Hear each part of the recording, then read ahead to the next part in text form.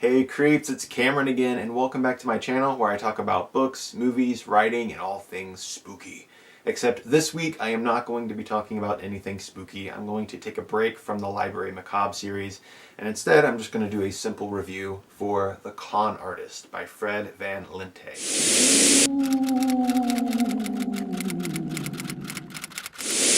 The Con Artist is an adult murder mystery published by Quirk Books. It follows a formerly famous comic book artist named Mike Mason who is now homeless. He's struggling. Mike Mason spends his life going from Comic-Con to Comic-Con, and that's how he lives. That's what he considers his home. But on this particular weekend, Mike Mason is at the San Diego Comic-Con and a murder happens, and the police begin to tie that murder to him. So he begins a weekend-long romp through Comic-Con to find the real murderer and clear his name. Now, the murder mystery subgenre is pretty cut and dry. Usually a murder happens and the characters have to find out who said murderer is.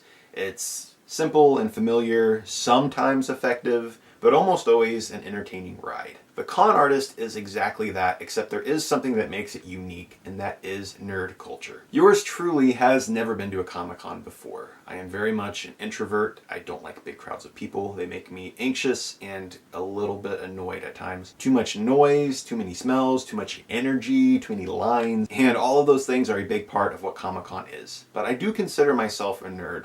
So reading The Con Artist was a good way to experience Comic-Con without putting the strain on my social battery. But that being said, The Con Artist can be a little bit exhausting to read at times. And the reason for that is that you have the chaos of three different parts moving all at once. You have the chaos of the murder mystery, you have the chaos of Mike Mason's personal life, and you have the chaos of the actual Comic-Con itself. I feel that the author, Fred Van Lente, really did a decent job of organizing all of those parts while still keeping the audience on their toes, but it can be a little bit busy at times, which is what an actual Comic-Con is like. Therefore, it sticks pretty close to the spirit of Comic-Con in that way, but it goes without saying that if you aren't a die-hard nerd and you are not a big fan of Comic-Con, this might not be the book for you. There are dozens upon dozens of references to pulp culture here, so if you are not experienced in that, or you don't know your stuff before going in, you're not going to know what is going on, and you're not going to know what anybody is talking about. As for me, I had no problem keeping up with that, but there were a few references that really stuck out to me,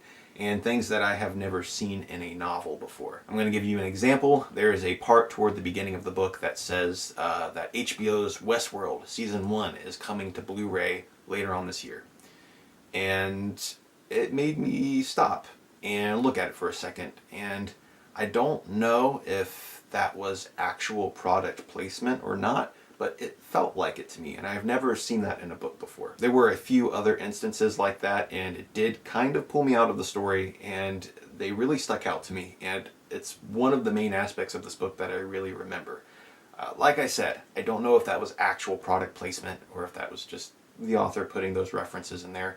But it felt like product placement, and I could have done without those. Other than those things, entertaining, funny, smart, The Con Artist is a very interesting twist on the murder mystery genre. The main character, Mike Mason, is one that we can root for, and through his eyes, Fred Van Lente definitely makes a very interesting commentary on the comic book industry. Most notably, he makes some very hard-hitting points about the comic book creators, such as the writers and the artists, and how the corporate comic book industry tends to turn them out and spit them back out again. It definitely feels very wrong and not fair when you think about it, and Fred Van Lente definitely makes you think. So I'm going to give The Con Artist 3.5 stars. Overall, it was a very solid murder mystery. I had a lot of fun with it, and I recommend it. The Con Artist will go on sale Tuesday, July 10th from Quirk Books. If you're interested in reading it, of course, I will post links down below in the graveyard where you can buy it in paperback and ebook and all those good things. I really hope you guys enjoyed this review, and I will see you next time.